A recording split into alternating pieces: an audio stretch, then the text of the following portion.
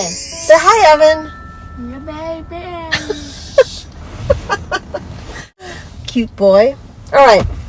I wanted to come on here and talk about what does autism look like. So I got a comment a long time ago. I was waiting to get my phone upgraded at the Apple store. And as all Apple phone users know, sometimes it takes quite a while to update the phone or to get data transferred to the new phone or whatever. So I was waiting quite a long time, literally like 2.5 hours. And Evan was so patient.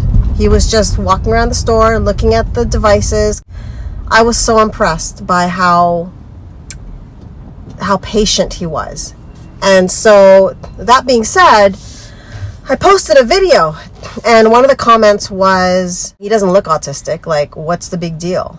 You know, like, what's the big deal? So I wanted to come on here and talk about that because I think that was a really legit comment. Because if you don't have autism in your life, how can an autism parent expect others to understand it? They shouldn't. Us as autism parents should not expect the world to understand autism. That is why we do these videos. So look at my son. We're driving home and look at my beautiful, handsome boy. Evan, can you say hi? Yeah. Until he opened his mouth, you would have never known that this boy had autism, right? Does he look autistic? Evan, do you look autistic? He says, I think I do. But until he speaks, no one could tell that he has any sort of disability. He walks fine. He smiles beautifully. His hands work fine. His face works fine.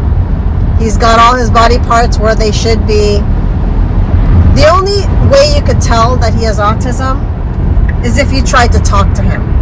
Another sign, obviously, is if he's walking and we have a diaper on him and you catch a glimpse of the diaper seeping out of his pants, you'd be like, that kid wears a diaper.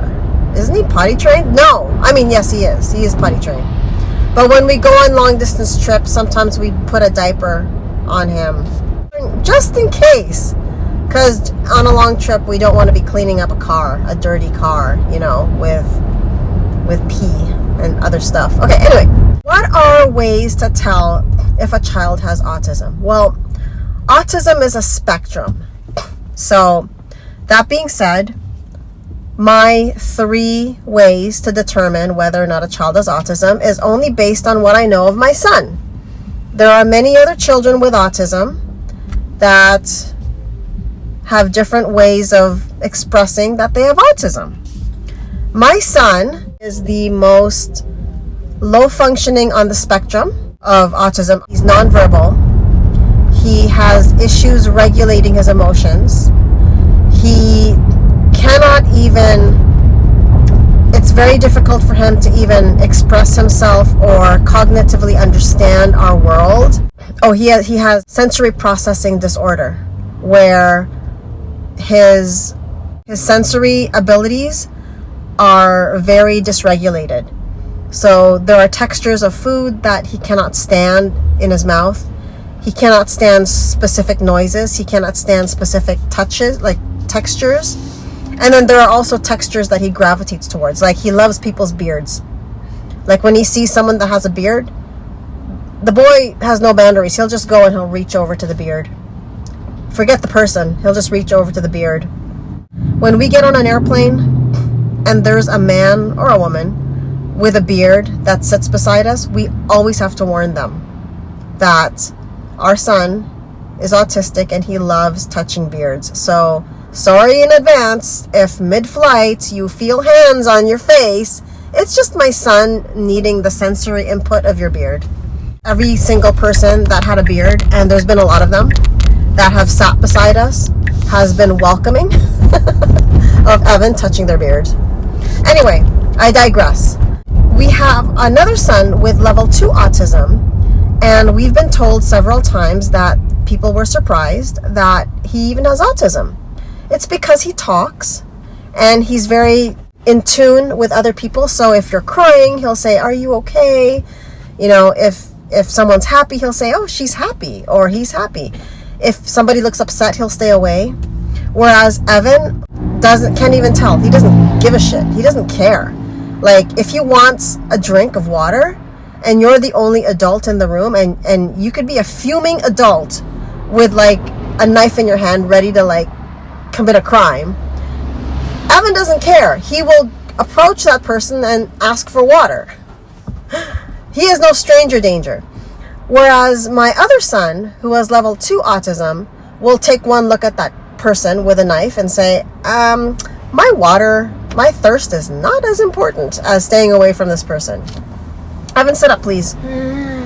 So anyway, yeah, so autism, there's several things that you could look at to determine whether a child has autism.